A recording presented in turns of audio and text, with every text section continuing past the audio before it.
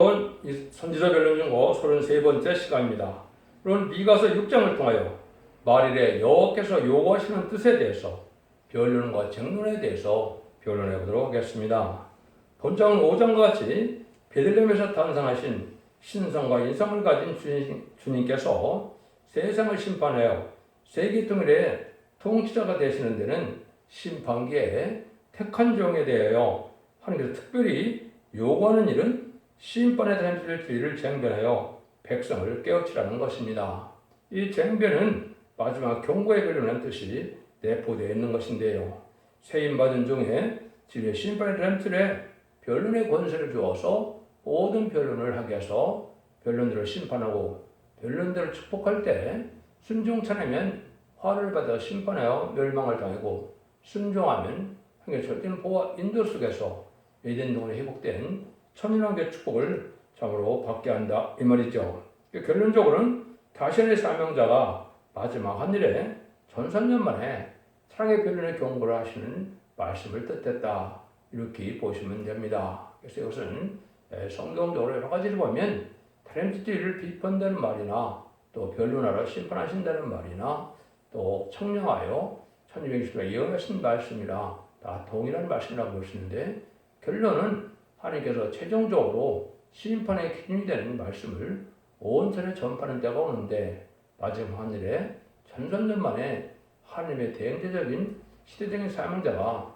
마지막 변론하고 나서는 그 변론대로 심판할 때부터 꿀 못 내는 것을 경고하시는 것이다 이렇게 볼 수가 있는데요. 이 날이 이제 임박한 때다 우리가 그렇게 볼 수 있습니다. 먼저 1절 2절을 보겠습니다. 너희는 여호와의 말씀을 들을지어다 내게 이르시기를 너는 일어나서 산 앞에서 쟁변하여 작은 사람들의 목소리를 듣게 하라 하셨나니 너희 산들과 땅의 경고한 지대들아 너희는 여호와의 쟁변을 들으라 여호와께서 자기 백성과 쟁변하시며 이스라엘과 변론하실 것이라. 여호와의 말씀을 들어야 되는데 모든 산들에게 들으라는 말씀이 있죠. 그래서 작은 산들은 세상 권세를 뜻했는데 세상에 사는 사람들은 누구든지 마지막으로 하나님의 경고의 변론의 말씀을 들어야만 살 길이 있다 이 말입니다. 어느 누구도 이 변론의 말씀을 듣지 않으면 이제 멸망할 수밖에 없는 때가 오는 것이기 때문에 하나님께서는 쟁변을 라는 말을 하셨는데 이것은 마지막으로 최종적인 변론인 것을 뜻한 것이고 하나님께서는 자기 백성과 쟁변하고 이스라엘과 변론하신다 그랬죠. 그래서 하나님의 택하신 자들에게는 예수 믿고 충성받은 자들에도 마지막 법인 예언의 법을 읽고 듣고 지켜서 이제는 이 변론에 순종하면 원죄자분들 해결해서 이제 영혼간의 구원으로 자손 만대축을 이루게 될 것이고 이 변론을 순종차려면 이제는 심판날에 환란자의 날에 고상을 하다가 멸망할 수가 없다는 말씀을 하시는 것이죠. 그래서 이스라엘과 변론하실 것이라 이렇게 말씀하신 것을 말은 뭡니까? 세계적인 역사인데 예수 믿고 충성받은 자들은 다 들어야 된다 이 말이죠. 왜냐하면 이방인에게는 이 지금 하나님을 믿지 않고 주님을 영접하는 자들은 이 말씀을 들을 수가 없겠죠. 그래서 이스라엘과 변론하신다는 말씀은 예수 믿고 충성받은 기독교인들에 대한 하나님의 말씀을 전하는 때다 이렇게 볼 수가 있는 겁니다. 그래서 이것은 세상의 치유와를 막론하고 누구든지 다 이 말씀을 들어야 하나님께서 결국은 마지막 이제 구원의 날에 복을 받을 수 있도록 하는 것이 하나님의 사랑이다 이렇게 볼 수 있는데 한마디로 마지막 사랑의 변론의 근거의 말씀이다 이렇게 볼 수 있는 겁니다. 그래서 이 일들이 이제 이사야 1장 18절에서 20절에 보면 분명 하나님의 뜻이 어디에 있느냐 서로 변론하자 너희 죄가 저음같이라도 눈같이 헤어질 것이요 지름같이 붉을지라도 양털같이 되리라. 원죄자분들 다 깨끗게 해서 너희가 즐겨 순종하면 아름다운 소산을 먹을 것이요 그랬죠. 19절에 이것은 바로 에덴 동안의 축복을 다시 주신다 이 말입니다. 그래서 천년왕국 동안에 그런 에덴의 축복을 받게 될 것이고 너희가 배반하면 칼에 삼켜린다. 20절에 그렇게 되어 있죠. 이건 환란날에 심판날에 살지 못한다 이 말씀이거든요.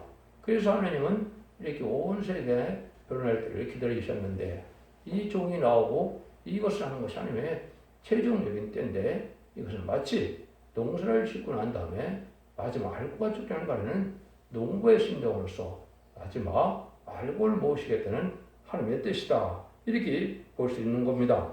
그래서 이것을 최종적으로 계시록 11장 3절에는 두 증인에게 권세를 주르니 1220절 예언하는 말씀대로 다시 예언자의 마지막 예언의 변론을 뜻한 것이고 마지막 한 일에 전산만의 역사를 뜻한 것이다. 이렇게 볼 수 있는 것이죠. 이것은 세계적으로 다 세계적인 역사로서 다 알게 하고 듣게 하라는 이런 말씀인데요. 그래서 이것은 인간권의 변호성대 사명을 또한 얘기한 것이기 때문에 이 변론에는 용서 없는 심판이 내려진다. 이것이 이제 내포되어 있기 때문에 쟁론과 변론의 말을 동시에 사용하는 것인 겁니다. 그래서 최종 변론의 역사다. 이사 3장 13절에 보면 여호와께서 변론을 일어나시고 심판하러 설시도다 그랬거든요. 이것이 하나님의 대행제적인 종의 말씀이 마지막 변론의 경우로 온 세상에 전해지는 때다. 이것은 하나님께서 마지막으로 하는 일이라는 것을 우리가 볼 수가 있는데 크게 외치고 크게 부르짖고 크게 싸우는 역사가 나타난 때가 인간 정말이라 엘리야의 사적처럼 거짓 선지자와 싸우는 역사가 있게 되는데 지금 그런 시대가 돼서 거짓 목자와 거짓 선지자하고 싸우는 시대에 변론의 말씀으로 유일하게 이길 수 있다 이 말이죠. 변론이 맞아야 완전히 이뤄야 마귀 참소권이 소멸돼서 천국전자가 도와줌으로 승리하는 파들에 들어간다. 승리하는 자가 되어 이기는 자가 되어서 세세 왕권의 축복으로 백마탄 군대가 되어 최종 승리하게 하신 것이 하나님의 뜻이다. 이렇게 볼 수 있는 것이죠. 3절에서 5절입니다. 이르시기를 내 백성아 내가 무엇을 내게 하였으며 무엇을 너를 기록해 하였느냐 너는 내게 증거하라. 내가 너를 애굽 땅에서 인도하여 종로 따는 집에서 속량하였고 모세와 아론과 미리암을 보내어 네 앞에 행하게 하였느니라.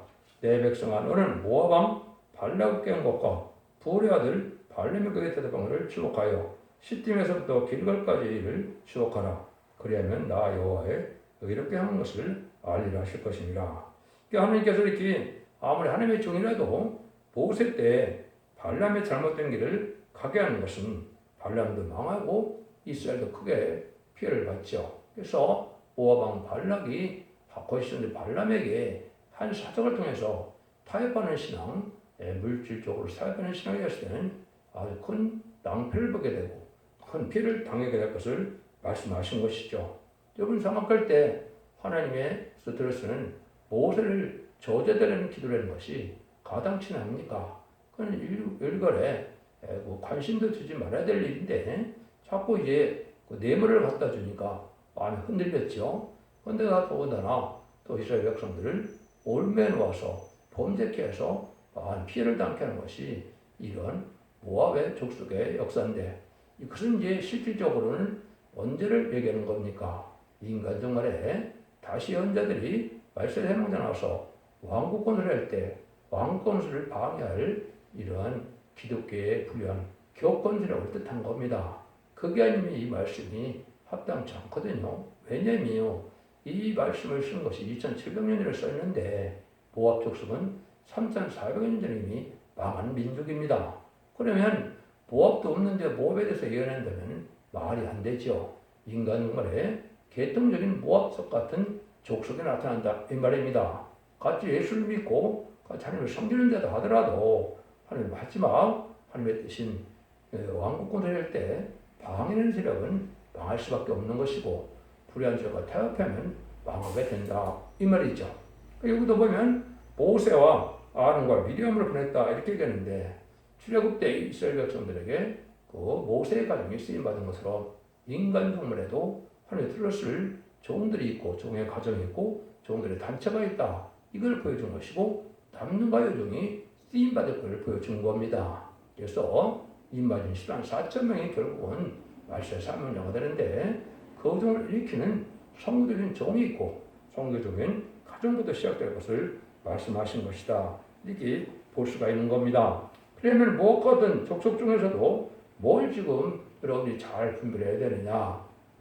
인간적으로의 죄악 중에 하나님이 가장 크게 여기는 죄악 중에 하나는 하나님의 말씀을 무시하고 멸시하는 겁니다. 특별히 예언의 법을 예언의 말씀을 마지막으로 시정 표현할 때 이걸 무시하고 이걸 거절하면 성령 해방자가 돼서 결국은 망하게 되는 것이고, 두 번째는 무신론 유물론의 공산당생을 하나님께서 허락한 마귀 세계인데 거기에 타협하고 거기에 따라가는 자들은 음료 정권과 격언이 돼서 망하게 되는데, 여러분들이 계신 이제 실감치 않은 것은 바로 뭐냐? WCC, WA, 요즘에 NCC께도 시끄러웠죠. 이런 일들이 바로 뭐 하는 겁니까? 다운을 주장하는 세력들을 용납하는 것은 거짓 목소리를 용납하는 것이고, 그건 주님 앞에 용서받기 힘든 죄다 이 말입니다. 그 일을 하다가는 망한다 이 말입니다. 그런데 오늘 기독교가 대부분 사람들이 그걸 알지 못하고 있죠. 그래서 어떻게 예수 그리스도의 이름 외에는 구원받을 자가 없다 그랬는데, 이방 종교나 다양한 수행에서 모든 종교에 구원이 있다는 것을 용납하며 어떻게 주님 앞에 구원받기를 원한다고 되겠습니까? 여러분, 이것은 일제 36년 기간에 신사참배와 같은 아주 엄중한 죄인데 이걸 알지 못하는 것이 기독교의 현실이다. 여기서는 반드시 여러분이 나와셔야 되고 거기서 분별된 삶을 살아야 마지막 때에 하나님의 긍휼과 자비를 입을 수 있다 이 말입니다. 근데 왜 하나님께서는 뭐예요? 종교적인 생활로 해서 나한테 오지 말라는 겁니다. 삶 자체가 변해서고 그러니까 동행하는 삶을 살지 않으면 다 쓸모 없다는 거죠. 그 말씀이 바로 6절에서 8절입니다. 내가 무엇을 가지고 여호와 앞에 나아가며 높으신 하나님께 경배할까? 내가 번제물 1년 된 송아지를 가지고 그 앞에 나아갈까? 여호와께서 참전의 수양이나 마음만의 강수 같은 기름을 기뻐하실까? 내 허물을 위하여 내 바다들을 내 영혼의 죄를 위하여 내 몸의 열매를 드릴까? 사람아 주께서 사는 것이 무엇임을 네게 보이셨나니 여호와께서 네게 구하는 것이 오직 공의를 하며 인자를 사랑하며 겸손히 네 하나님과 함께하는 행하는 것이 아니냐. 참으로 중요한 말씀입니다. 그래서 미가 6장 8절을 일부 사람들은 이걸 구약의 황금일이라고 그러는데 그 말씀을 붙여도 전혀 손색이 없는 말씀이죠. 그 먼저 보면 하나님 앞에 나가는 것 자체가 귀한 물질이나 많은 헌금을 가지고 나간다고 하나님께서 기뻐하는 일이 아니라는 거죠. 자기 자식을 번제물로 바친다 해서 하나님이 기뻐하는 것도 아니라는 겁니다. 그러니까 하나님은 어떻게 해야 그러면 너희들의 예배와 기도를 들어주시는 했을 때 뭐라고 그럽니까? 내게 구하는 것이 오직 공의를 행하며 그랬죠. 이 공의는 말씀대로 사는 걸 뜻하는 겁니다. 근데 막 인간중에 마지막 법인 예언의 법을 특별히 뜻했다고 보셔야 되는데요. 예언의 말씀을 읽고 듣고 지켜야 복을 받는다 했죠. 그 복이 자고로 재능을 영접하는 복이고 원죄자는 해결해서 남중남몽 백성으로 천국에 들어가는 축복을 뜻하거든요. 말씀대로 행하는 그 삶이 필요한데 말씀을 지키기 위한 삶은 바로 예언의 말씀을 읽고 듣고 지켜야 된다. 예언사 계시록을 읽고 듣고 지켜야 하나님 말씀에 순종하는 것이 된다. 그런데 인자를 사랑하며 그랬죠. 여러분들이 하도 신약 성경에 사람에도 인자라는 말을 많이 써서 그렇게 생각하는데 이것은 그것이 아니고 어질고 자비로운 걸 뜻하는 거거든요. 긍휼과 자비로 어진 마음으로 갖고 살아야 된다.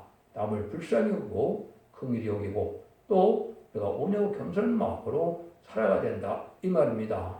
예수를 믿는데 완악하고 강팍하게 살아가는 것은 하나님의 백성이 된 자가 아니고 그것은 하나님이 인정해주는 예배를 드리는 자도 아니라는 거죠. 그런데 여기에 큰 각성을 받으셔야 된다. 그 다음에는 겸손히 네 하나님과 함께 행하는 것이다. 하나님과 동행하는 삶이죠. 하나님과 동행하는 삶은 하나님 앞에 잘못되면 징계를 받고 연단받고 신을 받더라도 하나님의 뜻에 순종하고자 하는 마음으로 말씀에 떠는 생활을 뜻한 것이죠. 그것이 대표적인 삶이 누굽니까? 에녹이죠. 에녹이 300년과 하나님과 동행함으로 죽음을 맛보지 않고 들림을 받았죠. 여러분들이 이 원서를 잘 깨닫고 하나님 앞에 이런 지혜를 받으려면 하나님께 동행하는 삶을 살기를 여러분들이 노력해야 하나님이 비밀을 알려주고 하나님이 기뻐하는 자가 돼서 들림받는 자가 되어서 생명을 영접할 수 있는 자가 되는 겁니다. 이걸 하나님이 원한다 이 말이거든요. 그러니까 여러분들은 진리를 잘 신중해서 말씀을 지켜 행하는 열매가 있어야 하나님과 동행하는 삶이 될 수 있고 하나님이 기뻐하는 것이 무엇인가를 볼바는 것이 바로 예언서 계시록 속에 있기 때문에 하나님이 선하게 여기는 것, 하나님이 의롭게 여기는 것, 하나님이 정하게 여기는 것, 이런 삶을 잡고 살아야 된다 이 말입니다. 속화되고 흑화돼서 불의자가 타협하는, 불의가 타협하는 이런 종교생활로는 하나님에 나갈 수가 없다 이 말이거든요. 한마디로 남은 종, 남은 백성이 될 수 없다 이 말입니다. 그러니까 형식적인 기독교인, 예식적인 기독교인이 너무나 많은 시절에 이 말씀을 여러분이 잘 순종해야 된다 이 말입니다. 사상이 발라서 하나님 말씀과 어긋나지 않고 하나님의 말씀을 지키지 못할까 두려운 마음으로 말씀을 지켜나가는 삶이 됐을 때 하나님은 재물보다도 그 마음을 가진 자들을 기뻐해서 하나님의 동행함으로 하나님 앞에 영광을 누리게 하고 하나님의 주시는 영광을 받게 된다 이 말이죠. 그래서 겸손한 자가 자꾸 되어야 되고 하나님 말씀에 순종하기를 즐기는 자가 되고 하나님의 말씀을 깊이 깨닫는 대로 철저히 순종해서 자기를 돌아보는 부족을 깨닫는 이러한 온유하고 겸손한 자의 삶이 되어야 된다는 것을 말씀하신 겁니다. 여러분들이 이제 잘 아시는 갈라디아 5장 20절 23절에도 오직 성령의 열매는 사랑과 희락과 화평과 오래 참음과 자비와 양성과 충성과 온유와 절제니 이 같은 것을 금지할 법이 없느니라. 그래서 온유한 겸손은 너그러운 마음이 간용의 마음을 자꾸 나타낼 수 있는 것이 이게 성령의 열매인데 은혜는 받았다면서 완악하고 강박해서 남을 정죄하고 비판하는 데 앞장선다면 성령의 열매를 볼 수 없다 이 말이고 하나님 참된 종이나 참된 백성이 아니다 이렇게도 볼 수 있는 겁니다. 여러분들은 이런 것이 종교적인 생활로 구원받는 것이 아니고 오늘날은 신앙생활에 대해서 내가 가치관이 변하고 결국 구별된 삶 속에서 이제 하나님께서 정직하고 깨끗하고 공의롭고 의로운 삶을 살아야 하나님의 종과 백성 인정을 받게 하신다 이 말이거든요. 그래서 여기도 보면 너희들이 이스라엘 백성들을 통하여 과거를 잘 돌아보라 이 말이죠. 그래서 광야 생활 동안에 원망불평에다가 죽었던 이스라엘 백성을 잘 생각해서 시딤과 길갈까지를 다 추억해보라고 그랬죠. 그래서 시디 때때로 불만에다가 불뱀에 물려주는 역사가 있었죠. 그래서 그런 일들이 인간에도 마찬가지다 이 말입니다. 감사함으로 살아가는 것이 아니고 원발병을 살아가다가 마귀에게 결국 미혹받아서 완악해지고 황박해져서 멸망의 대상이 되고 만다. 이걸 지금 강조하는 건데요. 하나님 앞에는 어떤 삶을 하나님이 기뻐하시느냐. 9절입니다. 여호와께서 성읍을 향하여 여쭤 부르시나니 완전한 지혜는 제 이름을 경외합니다. 너는 매를 순위받고 그것을 정하신 자를 순종할지니라. 완전한 지혜는 주의 이름을 경외하는 거야. 하나님을 경외하는 것은 말씀에 떨고 순종하는 것이 되어야 되겠죠. 보이는 하나님 앞에 어떻게 우리가 경외함을 나타내겠습니까? 말씀 앞에 썰어서 말씀을 지켜서 하나님의 임재의식 속에 말씀을 지켜 행하는 있어야 되는데 또 매를 순위받는다는 것은 말은 뭡니까?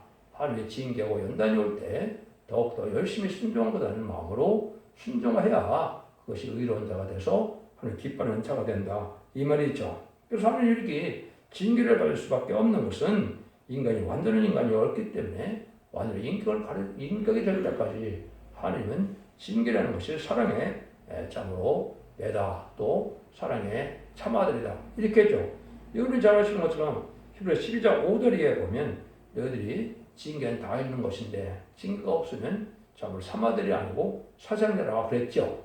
하나님이 범죄해도 하나님 그냥 두고 있다면 하나님 버림받은 자라 이 말입니다. 하나님 합당치 않게 살 때는 하나님의 세미하는 것까지 다스려줘야 하나님의 기뻐하는 종이 되겠죠. 그래서 여러분들은 다 매세 진리 앞에 순종하여서 어긋나게 살지 않는가를 돌아봐야만 하나님과 가까워서 동행하는 복받은 자들이 된다. 이런 일이거든요. 삶 자체는 또 어떻게 되느냐. 정직하고 깨끗한 삶을 살아야 된다는 것이 10절, 13절입니다. 악인의 집에 오히려 불의한 재물이 있느냐. 축소시킨 가증한 애도가 있느냐. 내가 만일 부정한 돈을 썼거나 주머니에 거짓 거울치를 두었으면 깨끗하게 하느냐. 그 부자들은 강포가 가득하였고 그 검들은 거짓을 말하느니 그 혀가 입에서 괴사하도다. 그러므로 나도 너를 쳐서 증이 상하게 하였으며 내 입을 내 너를 적막하게 하니라. 불의한 재물과 불의한 재물이 집에 있다면 합당치 않은 자는 망하게 되는데 특별히 여기 뭡니까? 우리가 조선시대도 척광법에 대한 것은 아주 엄정한 권을 다스리라 그랬죠. 마찬가지죠. 대박과 저울 같은 것을 속이는 자들은 하나님이 불의한 자다 이 말입니다. 이런 자들은 용납하지 않는다 이 말이거든요. 남을 속이고 불의한 일을 도모하는 것은 하나님 앞에 합당치 않은 거고 마귀에 미혹받은 자의 삶이다. 이렇게 봐야 되겠죠. 이런 사람들은 하나님께서 그냥 두지 아니한다 이 말이죠. 여러분들이 삶 자체가 얼마나 깨끗하고 정직하고 의롭게 공의롭게 긍휼과 자비로 살아가느냐 이것이 예수 믿는 자의 삶의 본이다 이렇게 보셔야 되거든요. 이런 인격이 변화 안 되면 믿음은 장성할 수가 없는 겁니다. 믿음의 덕에 지식의 절제를 가져야 그래서 하나님께서 사랑을 공급한다 그랬죠. 그러니까 자꾸 믿음을 가지면 말씀을 지키면서 덕을 세워나가야 지식도 죽고 지식을 가지고도 절제하는 생활을 해야 하나님께서 장성한 믿음의 분량에는 장부의 신앙을 가질 수 있다. 이렇게 볼 수 있는 것이죠. 또 한 가지는 물질에 대해서 명백한 삶이 되지 않으면 이게 눈이 어두워져서 마귀에 미혹받은 자다. 이렇게 볼 수 있는 겁니다. 그래서 하나님도 뭐라 그럽니까? 주님께서도 그랬죠. 그래서 한 사람이 두 진을 섬기지 못할지니라 너희는 하나님과 재물을 겸해 섬길 수 없다. 이렇게까지 말씀하셨죠. 여러분 물질까지 바로돼야 된다. 이 말입니다. 그래서 물질에 의한 이런 좌우되는 인격에 대해서는 안 되는 거다. 특별히 인간적 말에는 야고보서 성경을 보면 야고보 4장 4절에도 세상과 벗되는 것은 하나님과 원수되는 일이라고 했죠. 구별되는 삶을 살아야 되는데 세상의 쾌락과 세상의 어쨌든 복락을 쫓아가는 자들은 들포도 기득권이 되는 것이고 하나님 기뻐하는 자들이 아니다. 이렇게 볼 수 있거든요. 그래서 여러분들이 이제 인간 종말에 야고보 5장 1절에서 5절까지 보시면 말세에 재물 쌓은 것도 합당치 않다 그랬죠. 그래서 많은 재물을 쌓다 해서 은과 금이 너를 심판을 구하는 것이 아니니까 이런 삶을 살아서 물질도 의롭게 써야만 합당하다. 이것이 인간론을 맞이한 사람들의 삶이다. 또 여기 잘하는 디모데후서 6장 10절에 보면 돈을 사랑함이 일만에게 뿌리가 된다 그랬죠. 이것은 대부분 미혹받은 자의 삶이 바로 세상과에 속해 사는 자들이 돈만 사랑하다가 하나님의 사랑을 저버리게 되는 것을 말씀하신 것이죠. 여러분들은 이거를 잘 생각할 때가 됐다. 또 우리가 올바른 삶을 살아야 된다는 것은 이제 10절에서 16절에 보면 네가 먹거나 배부르지 못하고 속이 항상 빌 것이며 내가 감추나 보존되지 못하겠고 보존된 것은 내가 칼에 붙일 것이며 내가 씨를 뿌리나 줄을 하지 못할 것이며 감나무를 밟으나 그 기름을 내 몸에 바지 못할 것이며 포도를 밟으나 술을 마시지 못하리라. 너희가 오므리의 율례와 합주의 모든 행위를 지키고 그들의 길을 쫓으니 이는 나로 너희를 황목케 하며 그 거민으로 사람의 치석거리를 만들게 하려 합니다. 너희가 내 백성의 수욕을 담당하리라. 이게 결국은 뭐겠습니까? 지금까지 하나님께서 잠잠해 계셨기 때문에 세상의 부귀영화나 세상의 물질 가지고 잘 먹고 잘 살 수 있었지만은 환란장 심판하려는 그것이 소용이 없다. 그럴 수도 없다. 이 말입니다.